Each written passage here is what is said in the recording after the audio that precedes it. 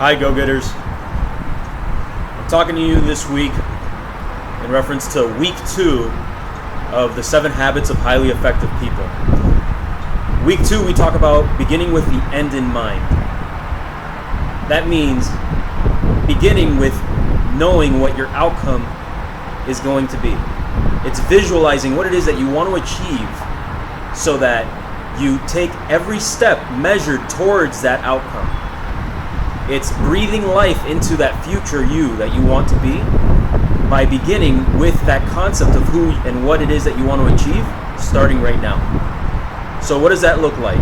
Stephen Covey in his 7 Habits of Highly Effective People talks about effective people know what the outcome they want is going to be before they even begin. Now that doesn't mean that they know exactly what every step is going to be, but they do know what they want to have be part of that picture.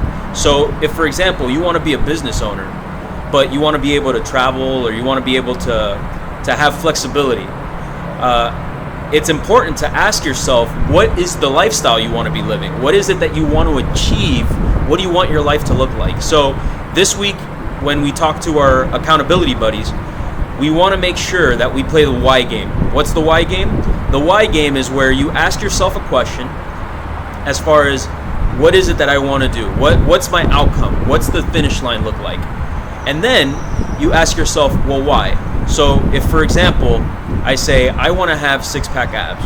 Why? Well, because I want to have a nice beach body. Why? Well, because I want to be attractive. Well, why? Well, because I really feel like having a 6-pack abs, women will like me more. Or if you're a woman, men will like me more. Well, why? Well, because I feel like I'm not fit enough, and da-da-da. And you continue to ask yourself why, and eventually you'll get to the real core. It's because I'm not happy with myself right now, or da-da-da-da.